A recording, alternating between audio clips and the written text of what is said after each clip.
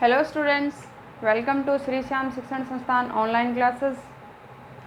आज students mathematics के इस लेक्चर में हम स्टार्ट करेंगे या डिस्कशन करेंगे स्टूडेंट्स मेन वैल्यू थ्योरम का। हमारा आज सेकंड लेक्चर है स्टूडेंट्स। फर्स्ट लेक्चर में हमने रोल्स प्रमेय पर डिस्कशन किया था। आज हमारा मेन वैल्यू थ्योरम का सेकंड लेक्चर है। फर्स्ट में हमने रोल्स थ्योरम के बारे में पढ़ा था। रोल थ्योरम का हमारा स्टेटमेंट था कि एफ एक्स है वो एफ बी में डिफाइन है क्लोज्ड इंटरवल में, तो क्लोज्ड में कंटिन्यूस होगा, ओपन में डिफरेंशिएबल होगा। Third condition f of a बराबर f of b, then f dash c बराबर 0। मोस्ट इंपॉर्टेंट स्टेटमेंट है, ये काम में आएगा, ये आपको याद रखना है।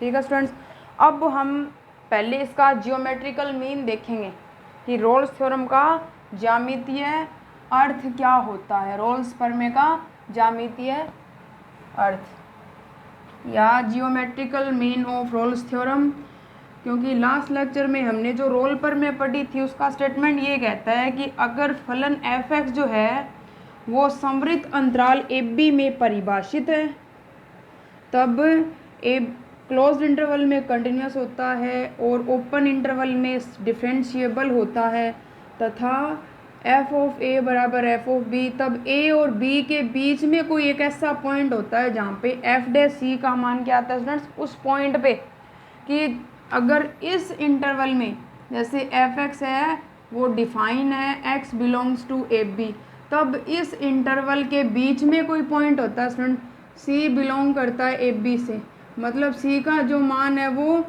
ए और बी के बीच में होता है, तब एफ डे सी बराबर 0। ये रोल्स प्रमेय है। जब रोल प्रमेय लागू हो जाती है तब एफ डैश सी बराबर हम क्या लिख सकते हैं स्टूडेंट्स, 0 लिख सकते हैं।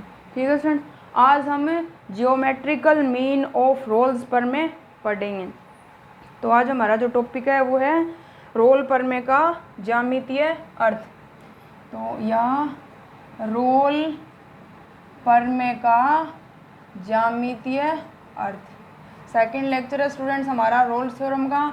ओनली मैन जो हमारा पार्ट्स है उस पर हम डिस्कशन करेंगे, क्योंकि ये हमारा सेकंड यूनिट का सेकंड पार्ट है। डिफरेंशिएबिलिटी वाला चैप्टर हमने पूरा किया था, क्योंकि वो फर्स्ट यूनिट का क्या था स्टूडेंट, फर्स्ट पार्ट था। ये वाला सेकंड पार्ट है, तो यहाँ पे हम ओनली मैन थ्योरम पे डिस्कशन करेंगे। लेक्चर नंबर हमारा 2 है मीन वैल्यू थ्योरम का, और BSc सेकेंड ईयर और इंटीग्रेटेड सेकेंड ईयर में लगता है।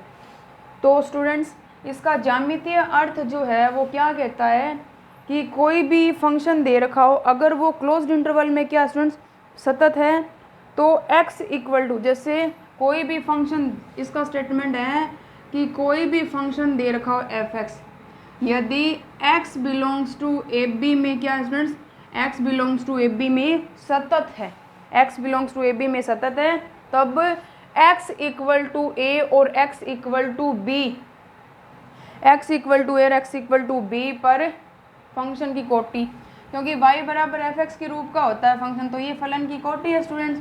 तो x इक्वल टू ए तथा x इक्वल टू बी में फलन के मान या फलन की कोटि, फलन के मान f ऑफ ए तथा f ऑफ बी बराबर होते हैं स्टूडेंट्स। ये तो हमारा एफ ऑफ ई और एफ ऑफ बी बराबर हो तो अंतराल एफ बी में कम से कम एक ऐसा बिंदु अवश्य विद्यमान होगा जहां फलन के आरेख पर खींची गई जो सरल रेखा है वो क्या होगी, वो जहां फलन के आरेख पर खींची गई जो सरल रेखा है वो क्या होगी, एक्स अक्ष के समांतर होगी।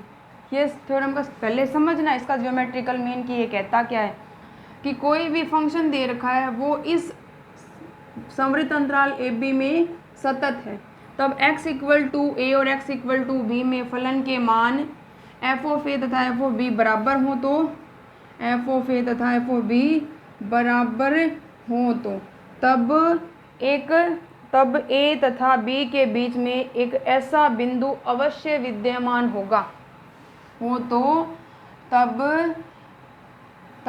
a तथा b के बीच में एक ऐसा बिंदु अवश्य विद्यमान होगा, एक ऐसा बिंदु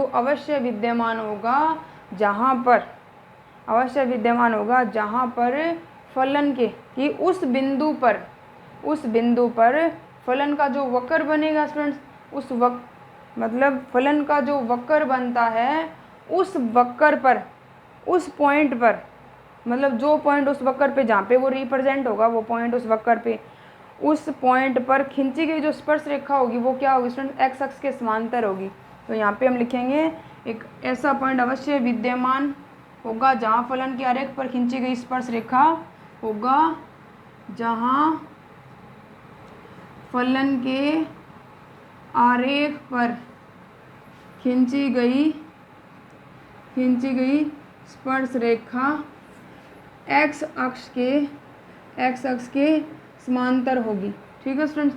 तो अगर पेपर में इसका ज्योमेट्रिकल मीन पूछा जाए तो आपको बस इतना स्टेटमेंट लिखना है और एक आपको डायग्राम बनाना है छोटा सा, कोई कंडीशन नहीं लगानी है। बुक में कंडीशन लगा के बहुत बड़ा कर रखा है इसको कि मतलब इसका ज्योमेट्रिकल मीन है, वो इतना एक्सप्लेन मतलब 2 नंबर में पूछा जाता है या 1.5 नंबर में आता है। तो आपको पहले ये इतना लिखना है, उसके बाद क्या करना है, कोई फंक्शन मान लिया हमने, कांस्टेंट फंक्शन ले लिया, क्योंकि कांस्टेंट फलन ही क्या सरल रेखा के रूप में होते हैं स्टूडेंट, होते हैं। क्योंकि इसने क्या बोला है यहाँ पे कांस्टेंट फलन क्यों लेंगे, क्योंकि इसने कहा कि x = a और x = b पे जो फलन की कोटियाँ हैं वो बराबर है। और बराबर कब आएगी स्टूडेंट, जब हमारे पास कांस्टेंट फंक्शन होगा। क्या स्टूडेंट्स, यहाँ पे हमने मान लिया, केस ले लिया, केस फर्स्ट ही मान लिया स्टूडेंट्स। यहाँ पे केस फर्स्ट में हमने मान लिया, क्या मान लिया स्टूडेंट्स, केस फर्स्ट में मान लिया कि मानना फलन जो है ना वो f(x) = k है। तो x बिलोंग्स टू प्रत्येक मान के लिए, कि x बिलोंग्स टू इस इंटरवल के प्रत्येक मान के लिए इसका मान तो k ही रहेगा।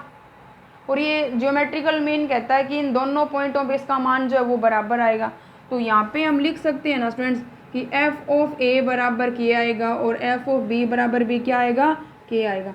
आएगा स्टूडेंट्स, f(a) बराबर k और f(b) बराबर भी क्या आएगा, k आएगा, तथा f(c) बराबर भी k आएगा हमारे पास, क्योंकि मान तो यही रहेगा स्टूडेंट्स यहाँ पे।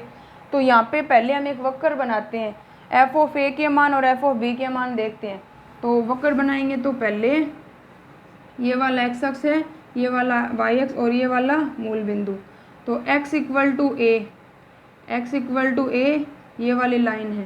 ठीक है स्टूडेंट्स, x = a पे मान लिया कि y का ये वाला मान है हमारे पास x = a, तो f(a) पॉइंट होते हैं स्टूडेंट्स, क्या होते हैं, पहले x अक्ष आता है फिर y अक्ष का मान f(a), तो ये वाला मान दे रहा है। ठीक है स्टूडेंट्स, x का मान है और y का मान ये वाला, ये हो गया हमारा पहला पॉइंट। और ये x = b दूसरा पॉइंट मान लिया। दूसरा पॉइंट दोनों के मान के हमारे पास बराबर हैं, क्योंकि ये है b और f(b), f(a) बराबर, तो दोनों के मान बराबर होने चाहिए स्टूडेंट्स, यहाँ पे आने चाहिए। अब इसने बोला है कि ये वक्र जो है ना वो बनेगा तो एक सरल रेखा के रूप में कांस्टेंट मानना है। तो ये जो है हमारा वो क्या है, फंक्शन है। फलन का जो डायग्राम है स्टूडेंट्स, ये फंक्शन का डायग्राम है। ये क्या स्टूडेंट्स, हमारा फंक्शन है f(x) = k, कांस्टेंट है, प्रत्येक मान के लिए सरल रेखा मिलेगी, सरल रेखा के रूप में मान रहेगा इसका। तो इसका मतलब है कि कोई पॉइंट है इन दोनों के बीच का, देन कोई पॉइंट है a और b के बीच में है, a और b के बीच में। तो यहाँ पे इनके x = a, ये दूरी x = b, तो इनके बीच में कोई पॉइंट मान लिया c, ये वाला x = c। ठीक है स्टूडेंट्स, तो यहाँ पे जो फलन का आरेख बना, मान लीजिए कि ये कांस्टेंट वैल्यू बनी है। इस पॉइंट पे ये जो फंक्शन का मान x = c पे मान लिया कि फलन का मान जो है वो फंक्शन है स्टूडेंट्स f(a) और f(b) यहाँ पे मिलते हैं। तो इनको हम क्या, वक्र जो होते हैं स्टूडेंट्स, कार्तीय वक्र तो सरल रेखाओं के रूप में होते हैं, परंतु ध्रुवीय वक्र है वो गोलाई में मिलते हैं। तो हमने मान लिया कि है तो ये कार्तीय वक्र f(x) = k, तो हमने ये लिख लिया कि ये क्या है, गोलाई के रूप में हमारे पास ये वाला वक्र है।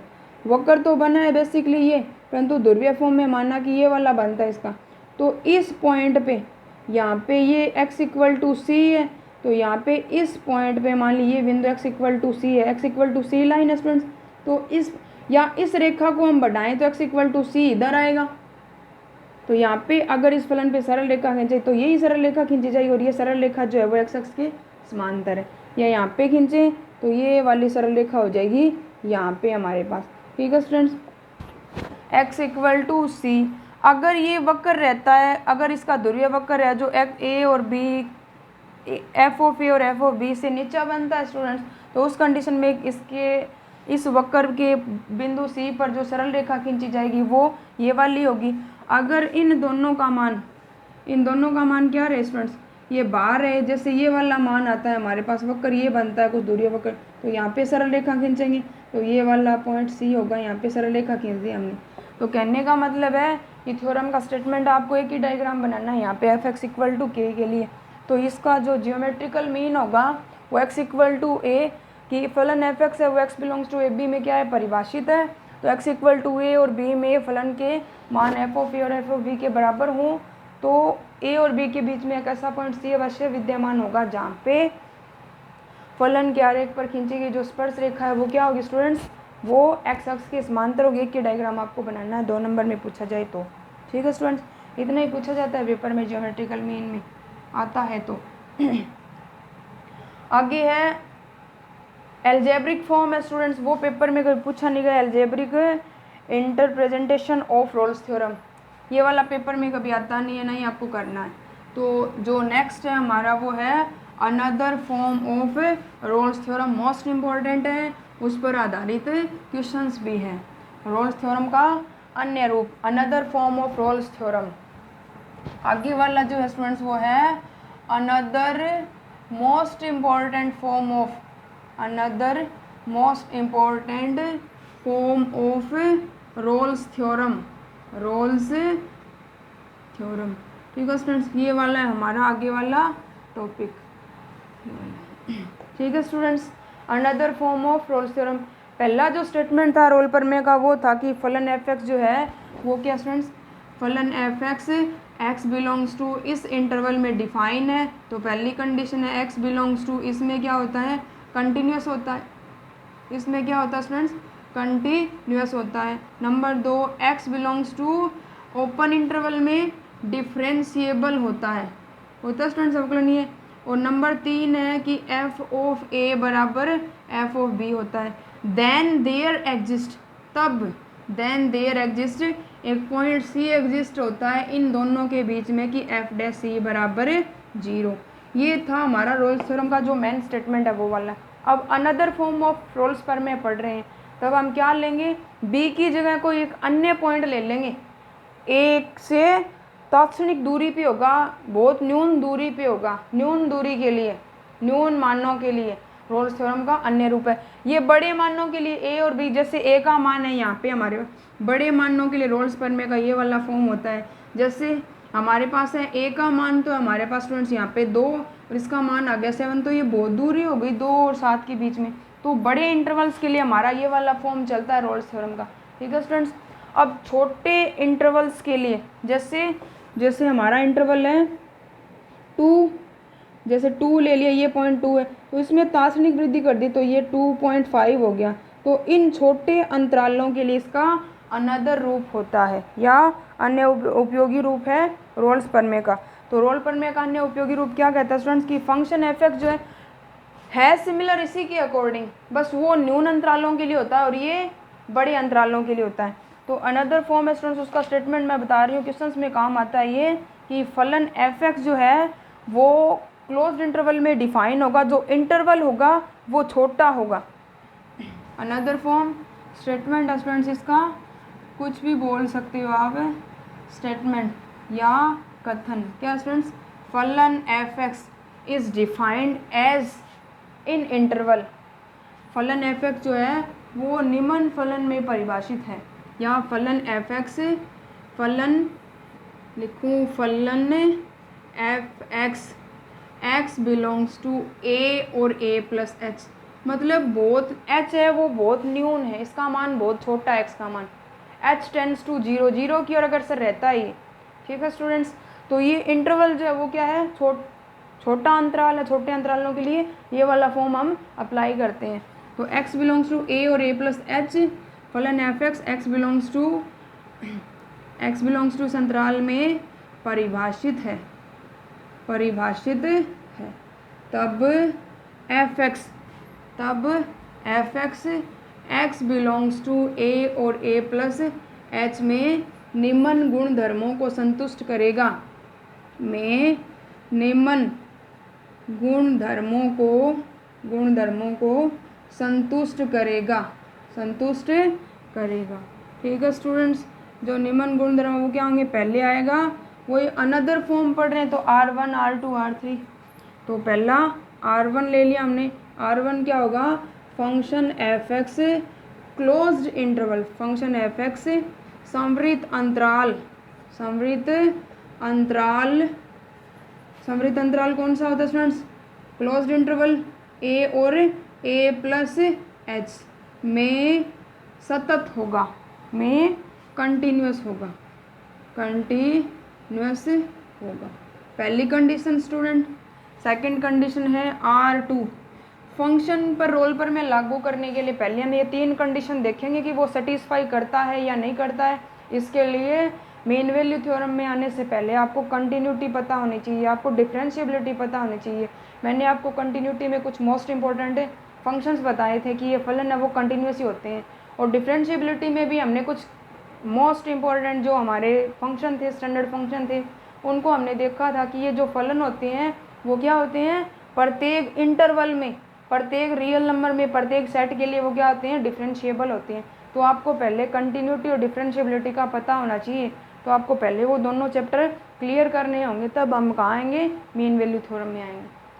ठीक है स्टूडेंट्स, तो सेकंड है इसका कि R2 f(x) x belongs to इस अंतराल में, विवर्त अंतराल में, x बिलोंग्स टू विवर्त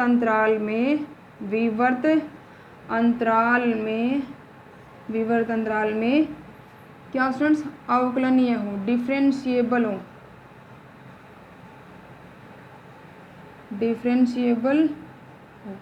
ठीक है स्टूडेंट। सेकंड कंडीशन R3 वो सिमिलर उसी के अकॉर्डिंग ये फॉर्म बनता है, वो ए बी के इंटरवल के लिए आ जाता है, और ये a और a+h के लिए। R3 क्या है, f(a) बराबर होगा f(a+h) की। देन देयर एग्जिस्ट एक न्यून थीटा जो है स्टूडेंट्स, देन देयर एग्जिस्ट, तो 0 और 1 के मध्य कम से कम एक ऐसी रियल नंबर, वास्तविक संख्या थीटा विद्यमान होगी। Then there exist a small quantity या small real number quantity, then there exist a small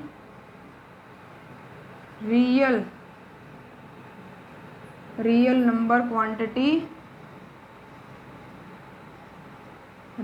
quantity theta 0 और 1 के बीच से बिलोंग करेगा। देन देयर एग्जिस्ट, तब एक छोटा वास्तविक नंबर या वास्तविक संख्या थीटा 0 और 1 में विद्यमान होगी। अर्थात ये लाइन ना लिखना चाहो तो स्टूडेंट्स आप सीधा भी लिख सकते हो इसको। देन देयर एग्जिस्ट, ये लिखने के बाद थर्ड कंडीशन है f(a) बराबर f(b), नीचे लिखेंगे देन देयर एग्जिस्ट, तब विद्यमान होगा, then there exist theta belongs to 0 1, अर्थात i.e. f(a+ थीटा h बराबर 0। सेम है स्टूडेंट्स, सेम फॉर्म है। वो हमारा मेन फॉर्म था रोल्स थ्योरम का, ये अनदर फॉर्म है छोटे अंतरालों के लिए, f(a+ थीटा h बराबर 0। तो पहले अनदर फॉर्म में हम रोल पर में लागू करेंगे, 2 कंडीशन सेटिस्फाई करता है तब भी रोल पर में लागू होगी, अगर तीनों कंडीशन सेटिस्फाई करता है तब तो रोल पर में वहाँ पे लागू होगी। ठीक है स्टूडेंट्स, तो ये थे हमारे 2 मोस्ट इंपॉर्टेंट। पहले तो जियोमेट्रिकल मीन भी पेपर में पूछा जाता है, अनदर फॉर्म भी पेपर में पूछा जाता है, और इन पर आधारित जो क्वेश्चंस है वो हम रोल्स थ्योरम के नेक्स्ट लेक्चर में करेंगे। ठीक है स्टूडेंट्स, तो ये था हमारा geometrical mean of Rolle's theorem तथा another important form of Rolle's theorem. तो आपको दोनों अच्छी तरह से कवर करने हैं क्योंकि दोनों पेपर में पूछे जाते हैं। ठीक है स्टूडेंट्स, सेकंड पार्ट है, सेकंड पार्ट से डेफिनेशन भी आती है। Thank you.